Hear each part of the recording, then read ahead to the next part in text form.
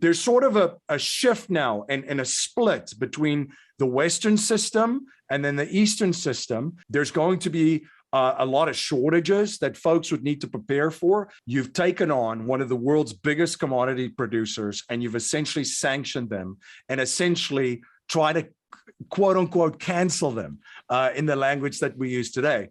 Well, what has this led to in a very, very short space of time? We're talking 2 weeks. Well, now all of a sudden, countries around the world have to find out a way to do business with Russia. And because of banning them basically from SWIFT and all of these sanctions, they are now forced to go into a separate system and financial system. Welcome to the VIP Financial Education YouTube channel, where we help you go further, faster financially. I'm your host today, Michael Matthew. Guys, thanks for joining us. We've got a great video here today. Make sure you stick all the way through to the end. There's going to be just tremendously valuable content just based on the world as we see it today. We're going to be talking about currency. We're going to be talking about banking. We're going to be talking about commodities. We're going to be talking about the all-important hedge against record high inflation right now. Don't want to miss that one for sure. And then we're going to tie it down also with, really the war in the Ukraine and really what that's doing and how it's affecting the commodities market. Got a great guest here today that I'll introduce here in a minute, but let me kind of set the stage for this video. So there's been a recent release by Credit Suisse that we'll dive into here as the video goes, but it's talking about Bretton Woods 3. So Bretton Woods 1 happened back in 1944. So in Bretton Woods, New Hampshire, delegates from 44 countries from around the world met to really establish the International Monetary Fund, which ultimately became the World Bank Group. The three primary goals of this meeting were to, one, ensure exchange rate stability, two, prevent competitive devaluations, and then three, really to promote economic growth. What was really unique about this meeting, though, is that many of these countries had spent really a decade plus prior to that, really trying to insulate their economies, really set up all these barriers, to protect their economy from the economies of these other countries. So it was totally contradictory for, after all of those, concerted efforts to really put those barriers up, for all of those delegates to meet in Bretton Woods, New Hampshire back in 1944. So since then, we've had Bretton Woods 2, and according to a recent memo from Credit Suisse, we are now at Bretton Woods 3. So we thought, when we're reading through this information and doing research, we couldn't think of anyone better to bring on the channel. You guys have seen him on here before. We'll go ahead and drop his playlist, but always has just tremendously unique perspective, and we love his just wealth of knowledge. So with that being said, MC, thanks for joining us and taking time out of your day. I know how busy you are, so we certainly appreciate you joining us here today. Lots to talk about. Yeah, absolutely. Always have a blast being on with you, and thank you so much for having me back. Yeah, of course. So, I kind of set the stage with the Bretton Woods. If you can kind of just take it from there and run with it, what do those meetings mean? What was Bretton Woods 2? What was that backed by? And then how does that take us into Bretton Woods 3, and how are they kind of different? And how does that affect, ultimately the general population and specifically, investors? Yeah, and you did a fantastic job talking about Bretton Woods 1. So Bretton Woods 1 was, as you mentioned, it was the meeting that was held in Bretton Woods, New Hampshire in 1944. And this was towards the end of the Second World War. And essentially, what is very important for folks to understand, too, is that during the war, most of the war was fought on the European continent and in Asia. There was no war fought on the American mainland. We all know, of course, that Pearl Harbor was attacked by Japan. So yes, America was attacked, but there was no war fought on the American mainland. And of course, Americans, as they always do when there's crisis, they have creativity. And America started to produce and create at a record which we have not seen. They became an economic powerhouse of just producing all these goods and services that was needed in the war and for the war effort by all of the different countries that was involved in the war. So a lot of goods and services came from the United States over and made its way over to Europe. So a lot of countries built up trade deficits with the United States. And back then you settled trade deficits with gold. So a lot of the world's gold started to flow into the United States. And as a result, for folks that know me, they know I like to butcher quotes, but there's essentially a quote, "He who has the gold makes the rules." And it really put the United States in a position of strength, of power. They were an economic powerhouse. Most of the world's gold ended up in the United States. And of course, victorious from World War II.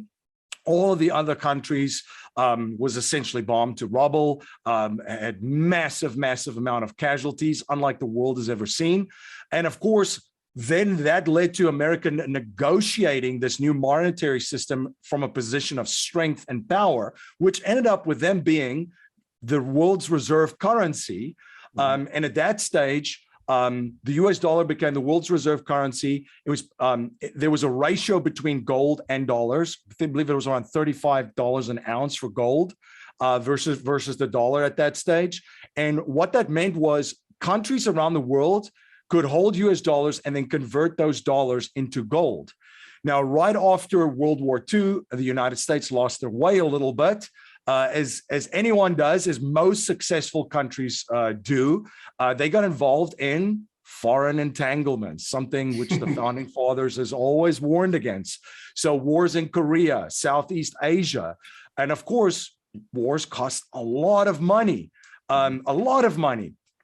So at the exact same time, right after the Kennedy assassination, Lyndon Baines Johnson got into office and rolled out all of these social and welfare programs in the United States. And for listeners watching this, you're probably shaking your head going, yeah, the warfare state and the welfare state, you cannot satisfy that appetite. So spending was reckless and it was out of control, and the world took notice. The world really took notice. They took so much notice that in 1969, the International Monetary Fund created the SDR basket, special drawing rights, which is sort of a vehicle of a basket of currencies, which they set aside as a lifeboat because they saw a crisis coming, because they said, well, look at these folks that have the world's reserve currency. They're spending like drunken sailors. We got to have a lifeboat aside, which again, this led to a run on gold. Most of the people around the world saw what was happening. They said, and by people, I mean countries, leaders, bankers. And they said, well, let's exchange some of our dollars for the gold per Bretton Woods I agreement. And there was a run on gold. A run so much on gold that in 1971, on August 15th, Richard Nixon had to close the convertibility of US dollars to gold, which shocked the world at that stage. It was called the Nixon shock. And that essentially changed Bretton Woods I, and we moved into Bretton Woods II. Now, as you can imagine, the world was shocked. There were shock waves felt everywhere. There was uncertainty. There was chaos. You're talking about in Bretton Woods II, you're going into now. So Bretton Woods I effectively gave them the opportunity to really draw on, the lessons from the gold standard, the previous gold standard, and then ultimately lean on experiences that they got from the Great Depression right there as well, and how to really take that information and really do a post-war kind of build back, reconstruction, if you will. And then we're fast forward to the 70s, and with Nixon, and then we're in the Bretton Woods II stage. Got it. Okay. Yeah. That's exactly. So the Bretton Woods II stage was in, but as you can imagine, he just closed the convertibility of US dollars to gold. This shocked the world. So everybody, there's amazing stories for folks that want to research this, where Charles de Gaulle actually sent ships from France to collect gold at the New York Fed during that time. So incredible stories surrounding that, but shockwaves was felt. Chaos, confusion, uncertainty. We saw inflation coming up. We saw fuel shortages in the 70s for all the folks that lived through that. But essentially, what really solidified Bretton Woods II was the establishment of the petrodollar. A meeting in 1973 was held between representatives and leaders and bankers in the United States and Saudi Arabia. And at that stage, they made an agreement that Saudi Arabia would sell oil to the rest of the world denominated only in US dollars. And essentially all the OPEC leaders jumped on board with that. And of course, there was an agreement that they would sell their oil in dollars. They would also buy bonds, usually U.S. Treasury bonds, and hold a lot of U.S. dollars and U.S. denominated assets and reserves as reserves. And then the U.S., of course, would give military aid when needed and protect their country. That solidified Bretton Woods too, because again, as you can imagine, there were shock waves. There was, whoa, wait a second. So we can't exchange the dollars anymore. What do we do? Is there a demand for dollars? And all of a sudden, in that confusion, because of oil being traded exclusively now in US dollars, there was a demand for the dollars again, just as there was per Bretton Woods 1 agreement, where there was a demand for US dollars because it was the reserve currency. So I don't know if you wanted to add something in there before we jump to Bretton Woods 3. No, I think that was pretty spot on. Absolutely. So then, okay, let's fast forward the tape. We're here at Bretton Woods 3 now.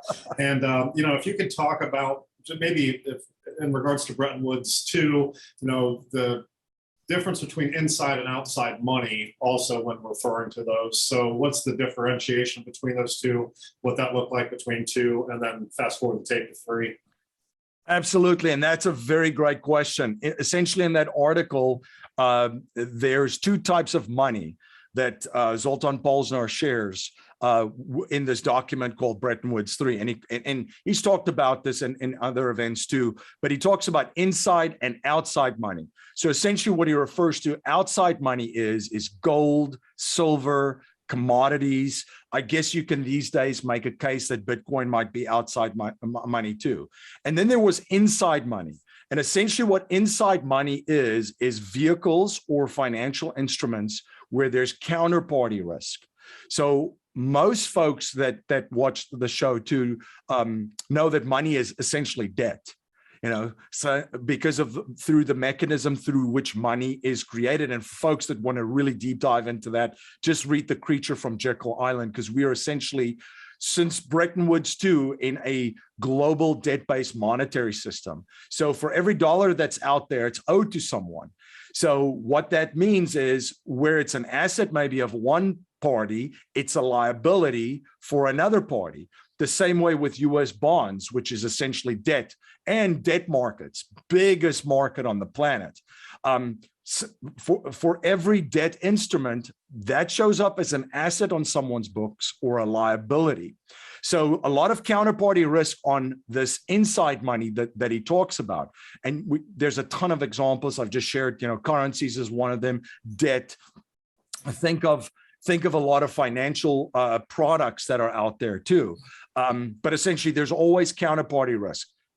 It's a liability on someone else's books, and it's an asset on someone else's book. So that's what he means about inside and outside money. Now, with Bretton Woods 1, essentially, we still had the foundational pieces of outside money because there was some sort of gold backing in there. Right. But that switched with Bretton Woods the 2, as people now refer to it, with Richard Nixon closing the convertibility of US dollars to gold, and essentially took the world of the gold standard, and it switched to inside money, which is all these financial vehicles and instruments that contain counterparty risk. It's an asset on someone else's, on someone's book, or it's a liability on someone's book. And this led to the financialization, essentially, of the world. Just look at what we saw through the 90s, the early 2000s that led to the financial crisis in 2008. And for folks that want to understand the financialization, just watch the movie The Big Short, and it'll put it all into perspective for you. Yeah, it's a great movie. And now fast forward to what is now referred to as a Bretton Woods 3 moment. And that brings us to the war with Russia and Ukraine. Now, regardless of anyone's position on the war, if you objectively look at it, war is terrible. Human suffering, and of course, the people that suffer the most in a war are innocent people, right? Very profitable for corporations that profit from it and for bankers, but for people like us, it hurts. It's never easy, and it hurts economically too. So putting that aside and looking at this from a financial perspective and the implications of this, which not a lot of people are talking about, but that's the real story here for all of you listening and watching. The financial implications is huge, because what did we see? Well, we saw Russia invade Ukraine.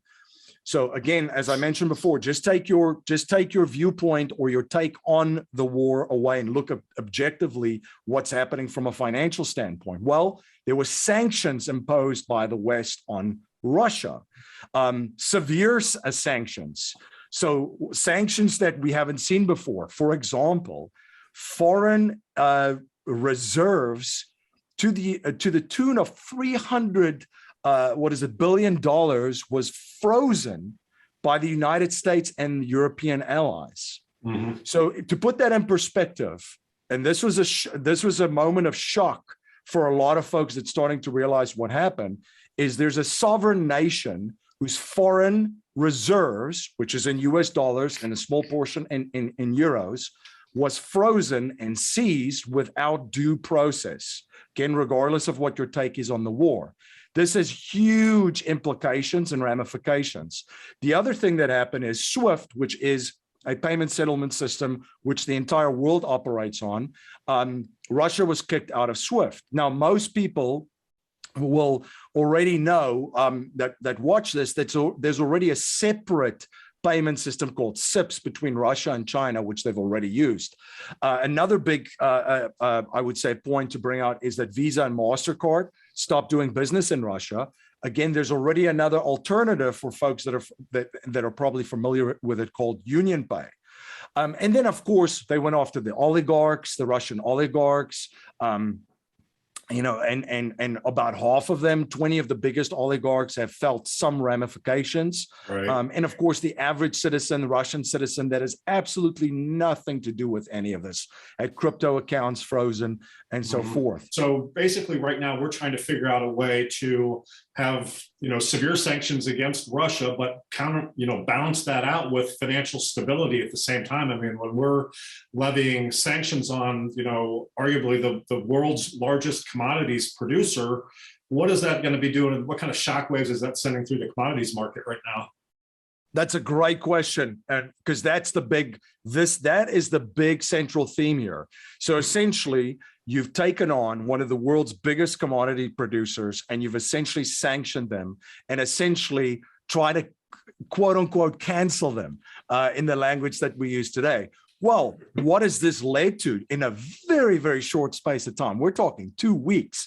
Essentially, what has happened is the world needs products and commodities coming out of Russia, big time. You just think about wheat. What does it run? About 25% of the world's wheat or something that comes out of there. And most folks just think it's food, but just think of cattle feed. And it's the ramifications is, it's a trickle down effect that hits every single part of your life, which you might not even be aware of, but most people now have started to realize that. So there's a huge demand still for products and commodities coming out there. So how does this play out? Well, now all of a sudden, countries around the world have to find out a way to do business with Russia.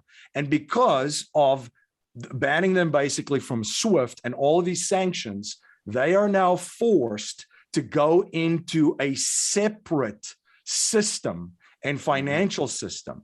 So the Western world operates on SWIFT and operates in US dollar, but now they're forced to go to Russia and say, how do we do business with you outside of SWIFT and outside of US dollars? And it's starting to happen. You look at the headlines now. I believe it was India, which is part of the BRIC nations, Brazil, Russia, India, China, South Africa. That was already established. As I mentioned, SIPS was already in place. Union Pay is in place. So countries are now, like India, doing business with Russia and using the Russian ruble as an instrument. That's why you've seen a spike back up in the Russian ruble, because there's now a demand for it. A huge demand for it. Russia has also made a statement and said unfriendly countries to them that still want to continue to do business with them will either have to do business with them in gold or in Russian rubles. which this is very interesting stuff.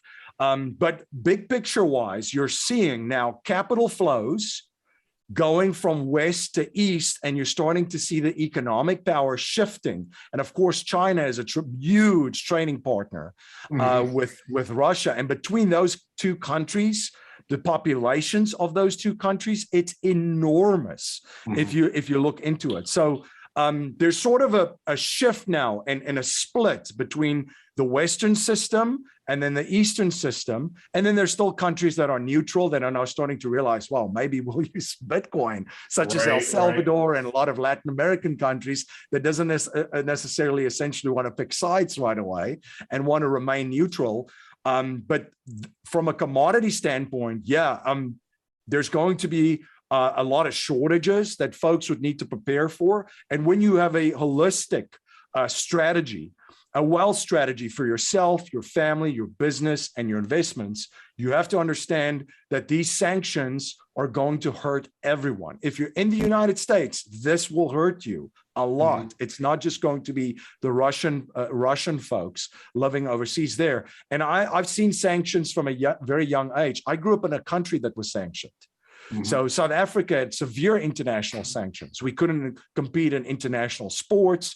There were corporations that refused to do business there. The first time we actually had a McDonald's, for example, in South Africa, I remember this was towards the end of high school. So I remember growing up in a country that was heavily sanctioned, saw what the sanctions produced. And of course, countries that did business with South Africa, because there was still a lot of natural resources, gold, diamonds. South Africa produces a large part of the world's platinum. How did they do business with South Africa at that time? Well, they had to pay premiums. But anyway, I think the big picture here is we're starting to see a split. And then this is major ramifications with regards to commodities. And that's why you've seen the spikes of prices in commodities, where just a nickel in the United States coin has double its value just when it's melted down. It's kind of crazy if you think about that. You've seen massive spikes in prices because you now have a shortages of commodities and all these fiat currencies still chasing it around, which has just led to massive spikes. And, as we discussed in a previous conversation, I don't foresee any inflation slowdown bar wild card. And I know we'll talk about that a little bit too. No, I appreciate that. And I've got a bucket of nickels being melted down in my garage right now just to make a little extra side cash. So, all of this is happening, and we were already at record high inflation. Obviously, these shortages are going to continue to see spikes in pricing just on consumer goods and services across the board. So, I mean, that perfect storm here again. How does all this affect, you hear often, you read often about the New World Order. How is that playing into this? How is this division going to play into that? In your opinion, what does that look like these days? Yeah, so we've already seen since 2020, and folks can do their own research. I highly encourage you to do this. Go online and type in a new Bretton Woods agreement, time for a new Bretton Woods moment. If you type in those phrases, you'll find news articles from 2020 and 2021. And these are news articles coming straight from the International Monetary Fund, the World Bank, the Bank of International Settlements. So essentially this conversation is happening behind the scenes. That's the conclusion that I've come to, looking at what's playing out right now and looking at some of the data information that's available. And I think what this is going to lead to with this Bretton Woods 3 moment, just like with Bretton Woods 1 and Bretton Woods 2, it was a process of things, a series of events that happened that eventually led to a massive outcome. It's not just one thing that's going to light the fire of this rocket ship of Bretton Woods 3. And I still see that there's several more events that will occur to eventually lead to this final renegotiation of this new monetary system. And just like with Bretton Woods 1 and Bretton Woods 2, it's going to be interesting to see how this plays out. We don't have access to the inside information in Davos. We don't have access to the inside information from Jackson Hole, Wyoming, where all the central bankers meet every year. So we don't know how this will play out, but we could look at see this and say that China is in a position of strength. Russia, believe it or not, regardless of the press that you're seeing, you could see that they're in a position of strength from a negotiation standpoint. Sure. If they're dictating to countries of how they will receive payment for their goods and services, that leads me to believe that they're in a position of strength. And of course, the United States still, to this day, if one of the biggest spenders on military, there's military bases all around the world. There's still a lot of wealth here, gold reserves and so forth. It's going to be interesting to see how this Bretton Woods 3 would have been renegotiated. We'll get the inside scoop when it's done, how this went down, and they'll probably make a movie about it too, but it's going to be interesting to see how it plays out. One of the big things that we talk about is, what can you do about it? What can you as an investor or a business owner do about it? Because we all see what's happening, folks that are paying attention. And if you look at what Zoltan Polzner said in that article, the concept of inside money and outside money, he said, as I've said earlier, Bretton Woods 1 was based sort of around outside money. It had gold in as a foundational piece. Bretton Woods 2 had inside money, counterparty risk vehicles at its core. Bretton Woods 3 might revert back in some way, shape, or form to outside money, which is gold, silver, commodities, and then also Bitcoin, if you can put it into that category. So as investors, it's very important to have a diversified portfolio at this time. You cannot put all your eggs in one basket in a world with so much uncertainty, so many things going on. So we look at having a sizable position of cash to absorb shocks and capitalize on opportunities. We look at commodities, metals, a good solid metals play. We look at our cash flow portfolio. Real estate is a phenomenal asset. It is a hard asset. It is going to be an asset that is in demand because folks would want to still reside somewhere, live somewhere. They're going to need that, and or vacation somewhere. Go somewhere where they can spend some time for enjoyment. And then, of course, there's growth vehicles. I mentioned an outside money. Bitcoin being one of the things that could be added to that. You need a little bit of both of Bitcoin, of metals, of cash, and of course of a cash flow portfolio. So you need many different horses to run different tracks for you in times that are uncertain. You need many different tools in your tool belt to help you perform the tasks that you need to perform that's in front of you as a business owner and investor. Yeah, no, I appreciate that. And you touched on a couple things there. I think just early on in that last segment, I think everyone realizes, or people that are following it closely know, that money is never going to be the same again. And we've talked about that on previous episodes as well. And you're talking about different asset classes right now, and I want to talk about something specific here in a minute that you've brought on this channel before that's just gotten tremendous results. But for inflation hedges right now, and we love the diversification of the portfolio. We always preach that, don't have all your eggs in one basket, have multiple revenue streams as well as best you can, so that if one goes away, you still have other sources of income there, of course. Let's talk about capital, allocation, and particularly with assets. You mentioned real estate. You talked about short-term rentals. That's something we're super high on this channel. We'll drop some links to some of those videos below as well. Your mechanism, or your vehicle, if you will, for folks to really get into investing, utilizing the infinite banking strategy or the infinite banking concept and whole life insurance. Can you talk about how that really ties all of this together, and how you and your team can really help people with that diversification of their portfolio? Of course, if they are interested in getting more information from you, they can go ahead and email ninja@vipfinancialeducation.com. We'll go ahead and drop that link below as well. But what does that look like, MC? Yeah, and great points about all those areas to position capital in.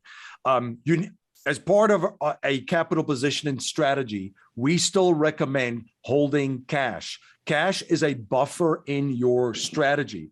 There is going to be a blind spot in every investor's portfolio. Billionaires will tell you this. They don't expect to know all the answers. So they prepare for anything and everything, but recognize that there's a blind spot. So you need a buffer, a volatility buffer within your overall portfolio. And that's what cash is. Think about a worst case scenario, something happens to real estate. Well, if you have access to cash at that stage, you'll be able to sustain a knock that came in that direction. What if something happens? There's a lot of folks talking about crypto, and that's into crypto. And I see the Bitcoin moon boy and moon girls, and Bitcoin Right. fixes everything and so forth. What if there's a massive drop in crypto? And what if folks have, for example, collateralized loans in crypto? How do you fix that without losing your coins? Well, you need cash. You need access to cash. What if you run your businesses and you have a down month or something happens? There's a wild card event that impacts your business. Well, you're going to need some cash to sustain that. Cash is the one thing that can balance this all out. So where do you keep your cash? I am not a big proponent of recommending anyone keeping large amounts of money in a bank right now for many, many different reasons. That's an entire show by itself.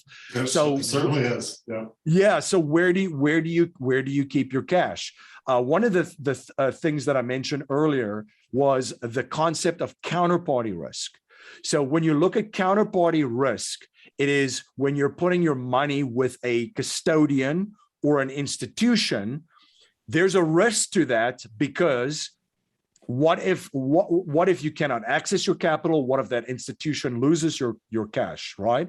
And by the way, if you deposit money into a bank, you essentially become a lender to them. They just owe you that money. The way that the laws have been written since the last financial crisis, there's bail-in provision clauses and all these laws and so forth. So for me, and how we still see it, we look at who has been great custodians of capital and who has been great stewards of other people's capital. And that makes you look at the mutual insurance carriers that's been around since the mid 1800s in this country. And I always say, if you want to look at how someone's going to behave in the future, you look at their past behavior. Same thing with financial institutions, same thing with operators that you're working on. If they've done the right thing in the past and have been good custodians and stewards of other people's capital, there's a very high probability that's going to happen again. Mutual insurance carriers have been around, as I mentioned, since the mid 1800s. So they have seen many different shock waves. Some of them have seen a civil war in the United States. Some of them have seen several central banks, which the Federal Reserve is the third central bank that has existed in the United States. Some of them have seen 2 world wars. Some of them have seen through Bretton Woods 1 and Bretton Woods 2. They've gone through all these shock waves, financial booms, financial busts, recessions, depressions, and so forth. And some of them have an unblemished record of paying dividends. One carrier since the 1840s every single year, which means they were profitable. So when I look at mutual insurance companies, just by their past behavior, they've been great custodians and great stewards of capital. It leads me to believe that the probability is very high in the future that they would still be great stewards of capital and great custodians. So we utilize mutual insurance companies and we structure very specific insurance policies for a cash value as a savings mechanism to warehouse your cash in. So it's in these insurance contracts with these mutual insurance companies outside of the Wall Street casino and outside of the banking system. You can access that capital for any emergency, for your business to grow and expand it, for purchasing real estate or more, and for any other needs that you might have, very, very easily. And that obviously you access You can access those funds tax-free. And that's why we love that vehicle. We still love it. And I'm starting to also see what's happening on the inside of the financial world, what family offices are doing. They are very big proponents of this. And we're talking now families with net worths combined of $100 million or up. They are really, really positioning capital in these vehicles because of what I've just shared. They also believe that these folks have been great custodians, great stewards of capital. Where do I position my capital in this this reset, monetary reset? Will I position it where there's a proven track record so I can access it and capitalize on the plethora of opportunities that will be available for all of us as business owners and investors during this time? No, I love that vehicle, and that's what you talk to them if they do reach out to you with the email. That's what you guys are talking about. That's a consultation effectively about the whole life, and you guys are making recommendations. You guys are advising, how to not only get those set up, but kind of what, depending on really risk aversion, I guess, is what a lot of that boils down to, and where they want to deploy capital. You guys are advising them on that. Guys, we continue to bring MC here on the channel and talk about specifically the infinite banking concept, because time and time again, we're getting tremendous feedback from our audience of people that have gone down that path after watching the videos that we presented with MC on here. And we just have untold amounts of tremendous feedback. So appreciate you sharing that with us. So what are, in your expert opinion, what are a couple of the best ways for, an investor to leverage inflation right now to generate wealth or create wealth? Yes, this is going to be, and then a kind of a two-prong to that is, with this Bretton Woods 3, is it possible that that's going to be a deflationary event, kind of on the flip side of the coin? Great question. We recommend that folks prepare for anything and everything, have a very well balanced portfolio. As I mentioned, have some cash at hand, build your war chest, because the opportunities are going to be plenty. You still have to have some cash, have some metals, have some hard assets, have some real estate, have some short-term rentals, have some land, and then also have some exposure to vehicles of growth. We've talked about the crypto industry, and more specifically Bitcoin. Preparing for everything and everything means, if you just look at an example, look at Ray Dalio, the four-season portfolio. So he looks at massive inflation, massive deflation, economic booms and economic busts. And we've talked a lot about inflation because that seems to be the game right now, and it seems to be here, and it's only going to increase. That said, there's always the opportunity for a wild card event. And I know we shared this on a previous show. There's a wild card event that could happen. So I've shared a number of them, but just to share them again, one of the wild card events could be that the debt market could pop. It's a massive bubble, and the debt market, for folks watching, is the biggest market on the planet. There's no place to hide when the debt market pops. It is a beast. It is the 900-pound gorilla. When a debt market pops, it will have a deflationary effect in every single sector. So that's a wild card event, and that will bring about a huge deflationary environment that we would have to operate in.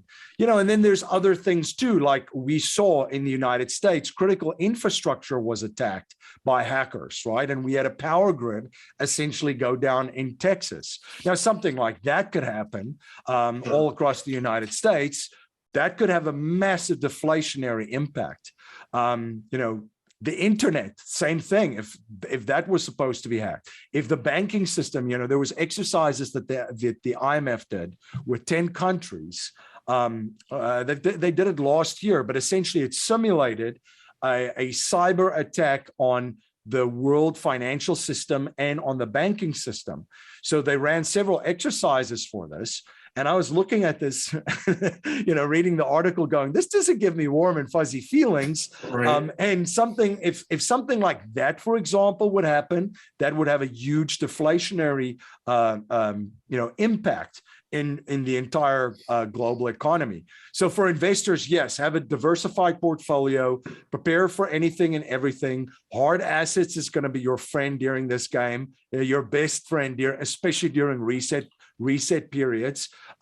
So we've talked about metals, commodities, real estate, land, and Bitcoin is also trying to play in that pool as a hard asset, but also be cognizant of the potential for a deflationary event.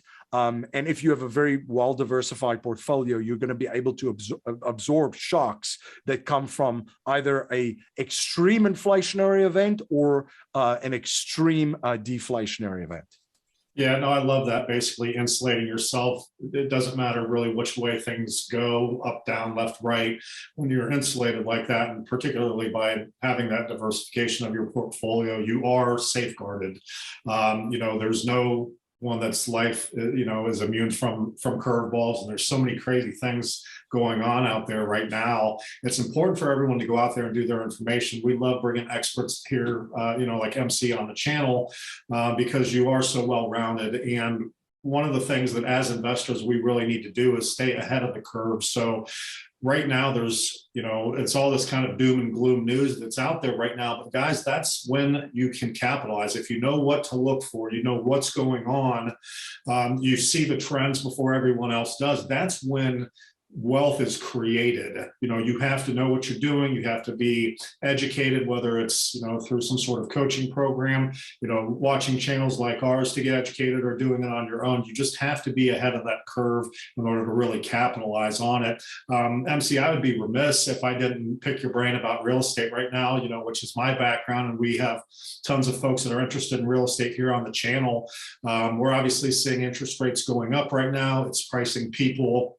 It's really pricing a lot of buyers, millions of buyers out of the housing market right now. And that's going to continue to go up. So obviously we're going to have several rate hikes here over the course of this year. What do you see and what do you hear? And, what do you think is going to be happening over the next handful of months? Is the market going to cool? Are you anticipating a complete bottom out? What are your quick thoughts? Yeah, that's an interesting topic. We're obviously seeing rates going up, which is pricing a lot of folks out of the market.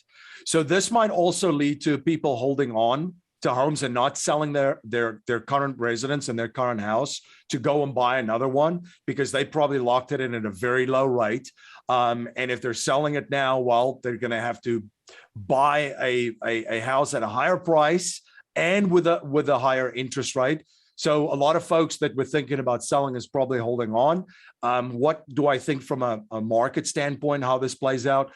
Supply and demand is huge. So I think that some markets, even though that there's interest rates going up, is so attractive to move to for a lot of folks right now that I don't see a massive impact. I see a slight slowdown and a little bit of a pullback, but I don't see an enormous pullback in very, very hot markets where people are moving to. Markets that people are moving away from have already seen a big hit. They will continue to see a bigger and a bigger hit. So there's a lot of states, for example, not to pick on the same ones, but the Californias, the Illinois, the New Yorks, the New Jerseys, there's a lot of folks moving from those states and moving to Texas and moving to Florida, moving to South Carolina, moving to Northern Carolina. So those markets will continue to get clobbered, and I will, I expect to see a pretty big pullback there. But then there are markets where, even though it might be a higher price folks are paying with the higher interest rates, they look at it as a premium that they're paying now for moving later than they wanted to. But it's going to be interesting to see how it plays out. Obviously, interest rates going up changes the game a little bit, changes the strategy. I always say to folks, the first property that I bought had a double-digit interest rate on the mortgage. We're talking 20 years ago in South Africa. So you're just going to need different strategies and adapt. There's still going to be a plethora of opportunities. I see it, some markets getting hit a lot more than other markets. And the hot markets just maybe slowing down a little bit with a slight pullback, but not a massive pullback as a lot of folks can expect. Yeah, no, I think I'm pretty much in line with that as well. Over the years, and everyone's kind of been waiting for the market to correct. For several years now, it's been overdue. Pandemic kind of propped it up, like we've talked about. It's just, all of these things just go into this melting pot, and it's interesting to see what kind of spits out of it. So I'm obviously on, kind of not want to call it pins and needles, but I'm reading everything I can right now and trying to get a handle on and stay ahead of the curves like we talk about. So guys, we love bringing information like this to you. We love having special guests and experts like MC here on the channel. If you are interested in talking to him about how he can help you with your portfolio and make those recommendations and advisements to you, go ahead and email ninja@vipfinancialeducation.com. We'll go ahead and drop that email below. As always, guys, go out there and do your own research. We're going to continue to bring content here like this on the channel as long as you'll continue to watch it. If you like today's episode, go ahead and smash that thumbs up below. That helps out our algorithms, lets us know we're on the right track, lets us know you want us to continue to bring MC back here on the channel, which we would love to have you back if you're willing to. If you're not a subscriber already, go ahead and subscribe and ding that bell. That's going to give you notifications as we continue to bring content here on the channel. We usually drop a couple new videos every single week, so stay tuned. And until next time, thanks for joining us. Make it a great day.